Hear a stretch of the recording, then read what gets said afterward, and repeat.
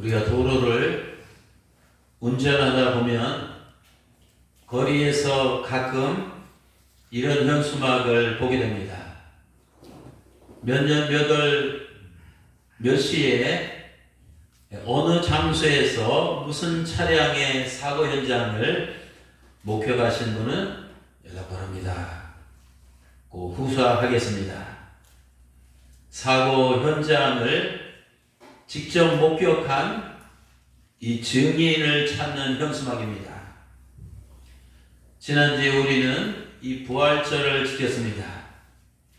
예수님께서는 십자가에서 죽으신 후에 사흘 만에 부활하셨습니다. 그런데 당시 사람들 중에는 주님께서 부활하신 것을 믿는 사람들도 있었지만 믿지 못하는 사람들도 많이 있었습니다. 만약 예루살렘 성문 벽에 다음과 같은 현수막이 붙었다고 가정해 봅시다. 나사렛 예수가 부활한 모습을 직접 목격한 사람들을 찾습니다. 그 당시 주님께서 부활하신 모습을 목격한 증인들을 찾는다면 과연 누가 부활의 증인으로 나설 수가 있을까요? 오늘 본문 사도행전 1장 3절은 말합니다. 그가 고난을 받으신 후에 또한 그들에게 확실한 많은 증거로 친히 살아계심을 나타나사 40일 동안 그들에게 보이시며 하나님 나라의 일을 말씀하셨느니라.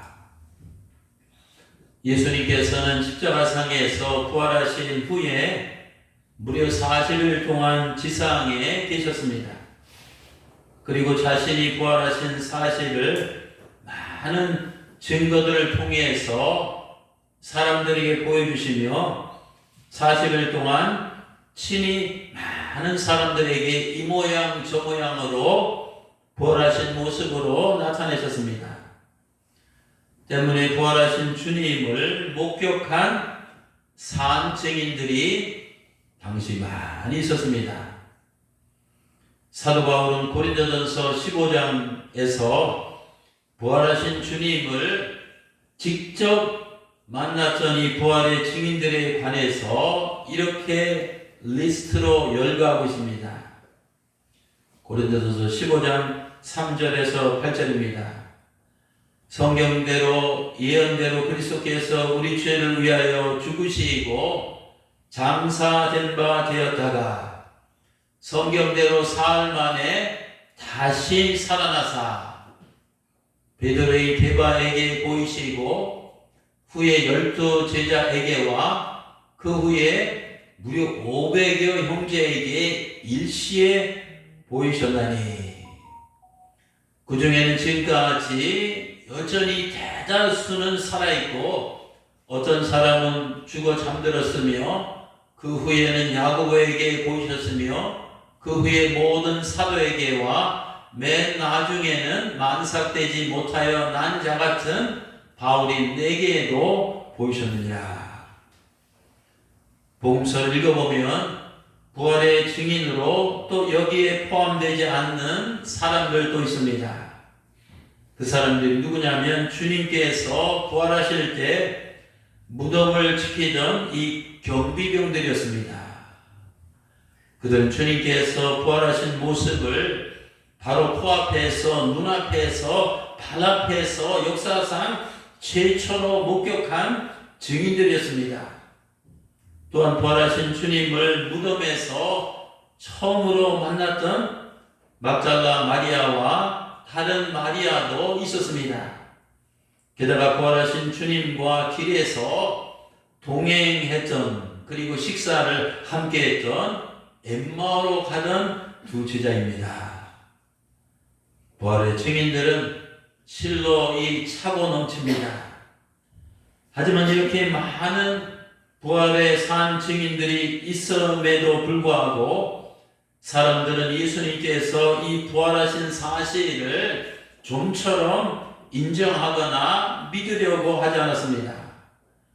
왜냐하면 이 죽은 자가 이 사흘 만에 이 부활한 사건은 인간의 상식으로는, 인간의 경험으로는, 인간의 과학으로는 이 도저히 불가능한 일이기 때문입니다.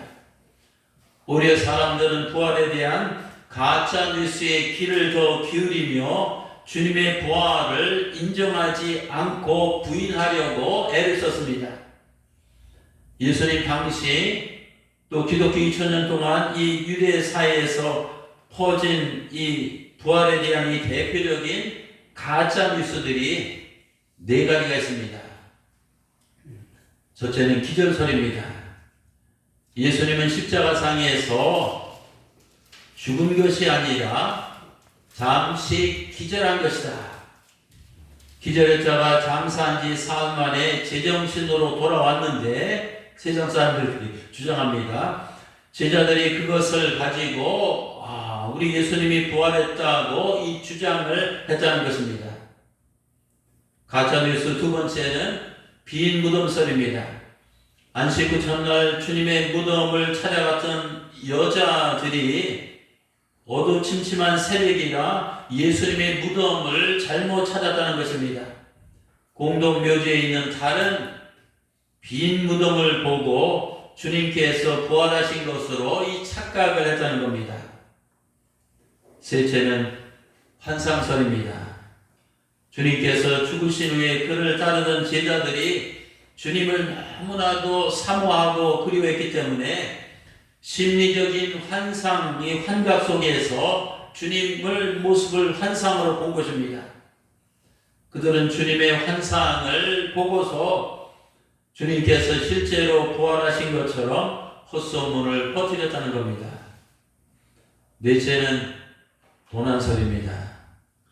제자들이 예수님의 시체를 훔쳐 옮겨놓고는 부활했다 라고 거짓을 퍼뜨렸다는 것입니다. 이 가짜 뉴스 중에서 제일 그럴듯한 내용입니다. 마태복음 28장 11절에서 15절 보면 이 가짜 뉴스가 어디에서 발언이 됐는지 그 진원지가 나옵니다.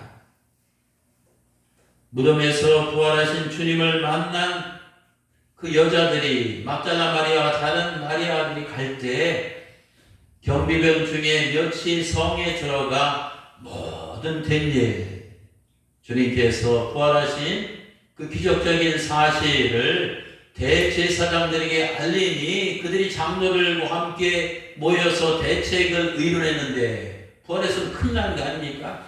군인들에게 뇌물, 돈을 많이 주며 이르되 너희는 말하기를 그의 제자들이 밤에 와서 우리가 잘 때 그를 도둑질하여 갔다 하라. 그러면 경비병도 자기 죽는 거예요. 경계근무 10회니까. 만일 이 말이 총독에게 들리면 우리가 권하여 너희가 죽지 않게 거기에 대한 징계를 받지 않도록 근심하지 않게 우리가 뒤처리를 해줄 테니 그렇게 하라. 군인들이 돈을 받고 엄청나게 받았겠죠. 가르친 대로 하였으니 이 말이 오늘날까지 유대인들 가운데 두루두루 퍼지니라. 사랑하는 성도 여러분, 우리가 상식이 있잖아요. 만약 이런 가짜 뉴스가 정말 사실이라면, 또 주님의 부활이 거짓이라면 주님의 부활을 실제로 목격한 제자들과 이 초대교회 성도들이 극심한 환난과 이 핍박 속에서 목숨 걸고 부활하신 주님을 끝까지 전파할 수 있었을까요? 또 그들은 자기들이 조작해서 만든 이 가짜 뉴스를 위해서 가짜 뉴스 때문에 순교의 자리에서 피를 흘려가며 장렬히 죽어갈 수가 있겠습니까? 상식적으로 판단해도 정신 이상자가 아닌 이상 그렇게 바보 천치처럼 행동할 사람은 단 한 사람도 없습니다. 기독교가 무엇입니까? 기독교는 가짜 뉴스에 세워진 이 거짓 종교가 아닙니다.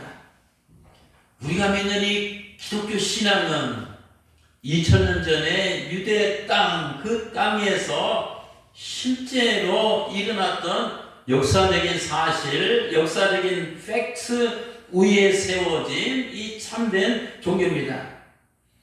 예수님께서 이 땅에 오신 것도 사실 팩트입니다. 십자가에 죽으신 것도 사실 팩트입니다. 부활하신 것도 사실 팩트입니다. 승천하신 것도 사실 팩트입니다. 주님의 제자들과 이 초대교회 성도들은 이런 역사적인 이 사실들을 직접 생생하게 이 목격한 증인들이었습니다. 사도 베드로는 당시 증인들의 대표자 역할을 감당했던 초대교회 리더였습니다. 성경에 보면 그는 부활하신 주님을 3번씩이나 직접 만났습니다. 그는 예수님을 십자가에 못 박아 죽인 유대인들 앞에서 이렇게 담대하게 설교했습니다. 사도행전 2장 23절과 32절입니다. 예수가 하나님께서 정하신 뜻과 미리 아신 대로 십자가에 내준 바 되었거늘 너희가 법없는 자들의 그 손을 빌려 못 박아 죽였으나 하나님께서 그를 사망에서 풀어 살리셨으니 이는 그가 사망에 매여 있을 수 없었습니다. 이 예수를 하나님이 살리신지라 우리가 이 일의 증인이로다. 또 사도행전 3장 15절입니다. 너희가 생명의 주를 죽였도다. 그러나 하나님께서는 이 죽은 자 가운데서 그를 살리셨으니 우리가 이렇게 많은 우리가 이 일의 증인이다. 여러분 이렇게 담대하게 주님의 부활을 선포하던 이 베드로가 어떤 사람이었는지 아십니까? 주님께서 십자가에 못 박히실 때 주님을 저주하고 모른다고 3번씩이나 부인하고 이 도망을 간 이 비겁한 제자였습니다. 베드로뿐만 아니라 다른 제자들도 이 마찬가지였습니다. 그들은 주님께서 붙잡히셔서 이 죽임을 당하러 가실 때 어떻게 행동했습니까? 마태복음 26장 56절입니다. 이에 제자들이 다 예수를 버리고 도망을 쳤느니라. 만일 주님께서 십자가에서 죽으시고 다시 결코 부활하지 않으셨다면 도망간 제자들은 다시 결코 돌아오지 않았을 것입니다. 주님의 죽음으로 그 당시 제자들의 인생도 무덤 속으로 들어간 것입니다. 하지만 주님의 부활로 제자들의 인생도 동시에 이 무덤에서 다시 살아났습니다. 주님의 죽음은 제자들을 절망 가운데 다 흩어지게 만들었습니다. 하지만 주님의 부활은 흩어졌던 이 제자들을 희망 가운데 다시 모이게 만들었습니다. 주님의 죽음은 제자들을 두려움으로 집안에 꼭꼭 숨게 만들었습니다. 하지만 주님의 부활은 이 숨어있던 제자들을 담대함으로 집 밖으로 불러내고 이 거리로 불러냈습니다. 또 주님의 죽음은 제자들에게 주님을 부인하게 만들었습니다. 하지만 이 주님의 부활은 이 제자들에게 주님을 증거하게 만들었습니다. 만일 주님께서 정말 부활하지 않으셨다면 기독교는 주님의 죽음과 함께 종말을 맞이했을 것입니다. 하지만 주님의 부활과 함께 이 죽어가던 무덤 속에 사장되어 가던 이 기독교도 다시 부활되었습니다. 기독교는 부활의 종교입니다. 기독교인들은 부활의 증인들입니다. 기독교회는 이 부활의 공동체입니다. 부활이 없으면 기독교도 없습니다. 부활이 가짜면 기독교도 가짜입니다. 부활이 거짓이면 우리의 믿음도 거짓입니다. 우리가 교회를 다니는 이 궁극적인 목적은, 우리가 신앙생활하는 최종적인 이 소망은 오늘도 지난주와 마찬가지로 이 자리에 우리가 꿋꿋이 앉아있는 이 근본적인 이유는 주님처럼 부활되어서 이 주님과 함께 영원한 하늘나라에 들어가는 그 소망이기 때문입니다. 예수께서 이르시되 나는 부활이요 생명이니 나를 믿는 자는 죽어도 살겠고 무릇 살아서 나를 믿는 자는 영원히 죽지 아니하리니 내가 이것을 믿느냐? 요한복음 11장 25절과 26절입니다. 우리가 부활을 믿는 것은 바로 우리 앞에 하늘 가는 이 밝은 길이 활짝 열려 있기 때문입니다. 하늘 가는 밝은 길이 내 앞에 있으니 할렐루야. 내가 천성 바라보고 가까이 왔으니 아버지의 영광 집에 나시고 싶도다. 나는 부족하여도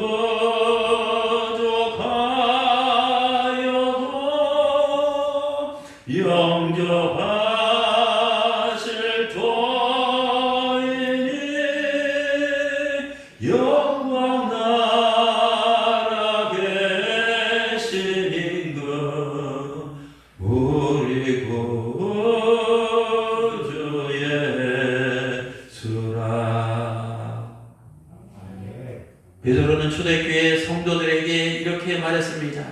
베드로전서 3장 15절입니다. 너희 마음에 그리스도를 주로 삼아 거룩하게 하고 너희 속에 있는 이 소망에 관한 이유를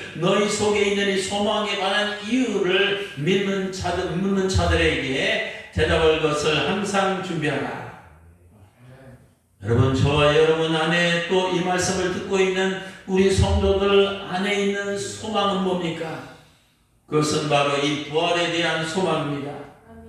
초대교회 성도들은 그들 안에 있는 부활에 대한 소망 때문에 극심한 환난과 핍박 가운데서도 신앙을 지켰습니다. 초대교회 성도들은 무시무시한 로마의 박해 속에서도 이 부활의 이 소망 때문에 지하 공동묘지의 카타콤에 모여 살면서 예배를 드리며 이 신앙을 지켰습니다. 또 그들은 체포되어 콜로세움 원형 경기장에서 사난 맹수들에게 물어 뜯겨 죽여가면서도 이 부활에 대한 소망 때문에 주님을 부인하지 않고 피 흘리며 순교했습니다. 또한 많은 이들은 로마의 박해를 피해서 터키에 있는 이 카파도키아라는 곳에 피신해서 이 안반의 동굴을 파고 살면서 이 부활의 소망을 바라보며 예배하며 신앙을 지켰습니다. 콜로세움, 카타콤, 제가 이 두 곳을 가봤습니다. 카파도키아는 앞으로 갈 예정인데 지금도 이 세계적인 관광 명소지만 이 초대교회 성도들에게는 이 부활의 소망을 바라보며 죽어가면서까지도 그들의 신앙을 지키고 믿음을 이제 사수했던 이 거룩한 성지입니다.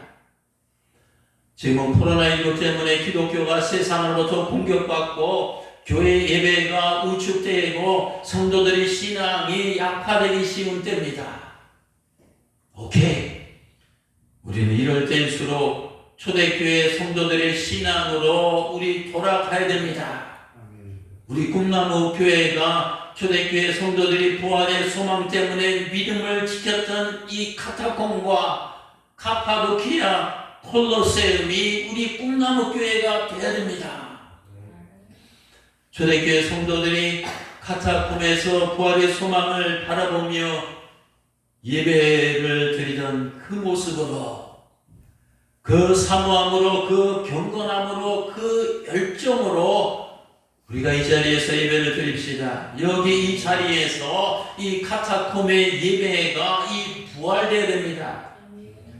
또 초대교회 성도들이 카파도키아에서 이 부활의 소망 때문에 끝까지 믿음을 잃지 않고 이 신앙을 지킨 것처럼 세상의 냉대와 세속의 유혹 속에서 신앙의 이 절개를 지켜나갑시다. 여기 꿈나무교회 이 자리에서 이 카파도키아의 영성이 다시 한번 부활되어야 됩니다. 또한 초대교회 성도들이 콜로세움에서 십자가에 매달리고 맹수들에게 사지가 찢어지면서까지 부활의 소망을 붙들고 순교의 피를 흘린 것처럼 우리도 죽으면 죽으리라는 일사각오의 자세로 주님을 따라갑시다. 여기 이 자리가 콜로세움의 이 순교신앙이 부활되어야 되는 자리가 될 줄 믿습니다. 히브리서 11장에 보면 카타콤의 예배를 드리며 카파도키아의 영성으로 무장하고 콜로세움의 순교신앙으로 살았던 이 부활의 증인들의 모습을 다음과 같이 생생하게 증언하고 있습니다. 그들은 믿음으로 나라들을 이기기도 하고 의를 행하기도 하고 약속을 받기도 하고 사자들이 입을 막기도 하고 불의 세력을 멸하기도 하고 칼날을 피하기도 하며 연약한 가운데서 강하게 되기도 하며 전쟁에 용감하게 되어 이방 사람들의 진을 물리치기도 하며 또 여자들은 자기의 죽은 자들의 부활로 받아들이기도 하며 또 어떤 이들은 더 좋은 부활을 얻고자 하여 심한 고문을 받되 구차히 풀려나기를 원하지 아니하였으며 또 어떤 이들은 조롱과 채찍질 뿐만 아니라 결박과 옥에 갇히는 시련도 받았으며 돌로 치는 것과 톱으로 켜는 것과 시험과 칼로 죽임을 당하고 양과 염소의 가죽을 입고 유리하여 궁핍과 환난과 학대를 받았으니 이런 사람은 세상이 감당하지 못하니라. 그들이 광야에서 또 산과 이 동굴과 토굴에서 유리하였느니라. 히브리서 11장 33절에서 38절입니다.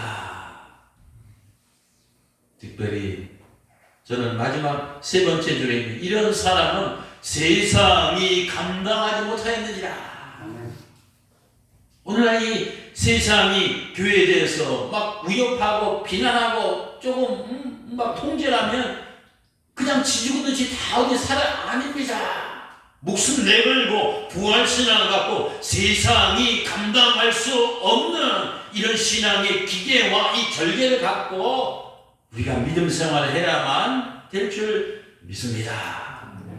세상 앞에 두려워 떠는 사람이 아니라 세상이 감당할 수 없는 그런 파워풀한 이 부활의 증인으로 여러분 살아가시기를 주님의 이름으로 축원합니다. 여러분 신앙이 뭡니까? 신앙은 막연한 이 관점이 아닙니다. 또 틀에 박힌 형식이 아닙니다. 또 반복되는 습관이 아닙니다. 초대교회 성도들은 막연한 관념 속에서 틀에 박힌 형식에 따라 반복적으로 습관적인 신앙생활을 결코 하지 않았습니다. 신앙생활은 자신이 보고 자신이 듣고 자신이 믿고 자신이 확신하며 자신이 체험한 이 진리를 붙들고 부활하신 주님을 따라가는 이 영적 순례의 이 길입니다. 사도들과 초대교회 성도들은 부활하신 주님의 모습을 보았습니다. 또 부활하신 주님의 음성을 들었습니다. 부활하신 주님의 능력을 체험했습니다.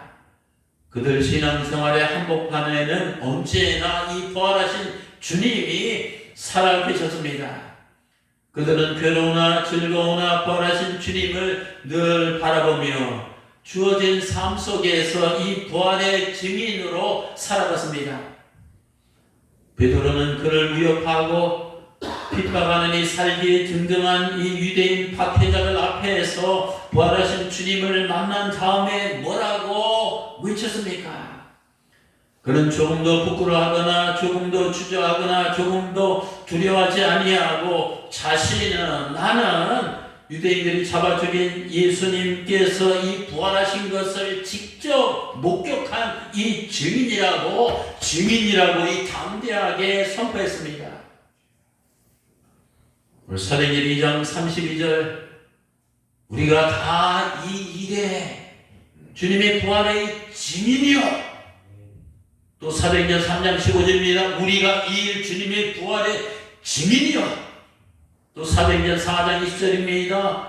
이 이름으로 전하지 말고 가르치지 말라고 겁박하는 유대인을 향해서 우리는 증인으로서 주님의 부활에 대해서 보고 내 눈으로 직접 주님의 부활을 보고 부활하신 그 주님이 말씀하신 것을 들은 것을 말하지 아니할 수 없도다. 그렇습니다. 이 얼마나 당당하고 이 얼마나 파워풀하고 확실한 이 그리스도인이셨습니까? 주님께서 부활하시는 40일간 이 땅에 계시다가 하늘로 마지막에 승천하실 때 우리 주님께서는 그를 따르는 이 부활의 증인들에게 제자들에게 뭐라고 유언으로 말씀하신지 아십니까? 너희들은 내가 하늘나라로 가서 이제 올라가지만 너희는 이 부활의 증인이 되라고 권면하셨습니다. 사도행전 1장 8절입니다. 오직 성령이 너희에게 임하시면 너희가 권능을 받고 예루살렘과 온 유대와 사마리아와 땅끝까지 이르러 내 증인이 되라. 아멘. 주님께서는 우리가 이 땅에 살면서 이 부활의 증인으로 이 살아가기를 원하십니다. 단지 교회 울타리 안에서 목사나 장로나 권사나 집사나 교인으로 살아가기보다는 교회 울타리 밖에서 부활의 증인으로 살아가기를 원하십니다. 여러분, 기독교가 영적으로 병들면 어떤 현상이 일어나는지 아십니까? 목회자는 많은데 증인이 적어집니다. 장로나 집사나 이 권사는 많은데 증인은 적어집니다. 교회는 많은데 증인은 적어집니다. 주여 주여 주님의 이름을 부르는 자들은 많은데 증인은 갈수록 적어집니다. 이게 타락한 교회의 실상입니다. 기억합시다. 주님은 우리를 부활의 증인으로 부르셨습니다. 우리는 예루살렘과 유대와 이 사마리아 땅끝까지 가서 무덤에서 살아나신 이 그리스도를 증거하는 이 부활의 증인으로 살아야 됩니다. 우리 그리스도인들은 부활의 증인이 되어야 할 이 책임과 이 사명이 있습니다. 우리는 증인으로서 세상에 나가서 죄악으로 멸망받아서 죽을 수밖에 없는 죄인들을 향해서 주님께서 우리의 죄를 위해서 십자가에서 죽으셨다는 사실을 증거해야 됩니다. 또 그 주님께서 우리에게 영생을 주시고 이 천국으로 인도하시기 위해서 무덤에서 부활하셨다는 사실을 증거해야 됩니다. 우리는 베드로처럼 내가 보고 듣고 들은 일을 말하지 아니할 수 없습니다 라고 이 담대히 증거해야 됩니다. 제가 왜 학교에서 나와서 이렇게 목회를 합니까? 제가 매 시간마다 이렇게 피땀 흘려서 말씀을 증거해야 됩니까? 그것은 바로 이 부활의 증인으로 주님께서 저를 불러주셨기 때문입니다. 저뿐만 아니라 여기 앉아있는 여러분들도 이 메시지를 듣고 있는 모든 성도들도 나는 이 세상에서 정말 주님의 부활을 증거하는 이 제자라는 사실을 단한 순간도 잊어서는 안 됩니다. 주님은 지금도 세상에서 이 부활의 증인이 될 사람을 찾고 계십니다. 이사야서 6장 8절 말씀입니다. 내가 또 주의 목소리를 들으니 주께서 이르시되 내가 누구를 보내며 누가 우리를 위하여 갈꼬. 그때 이사야가 말했습니다. 주여 내가 여기 있나이다 나를 보내소서. 여러분, 지금 이 시간에도 이 부활의 증인을 찾고 계시는 주님의 음성이 들리지 않습니까? 누가 나를 위해서 갈까? 이런 주님의 부르심에, 주님, 제가 여기 있나이다. 나를 보내소서. Oh Lord, here I am, send me please. 이렇게 여러분 적극적으로 응답하며 나가시기를 바랍니다.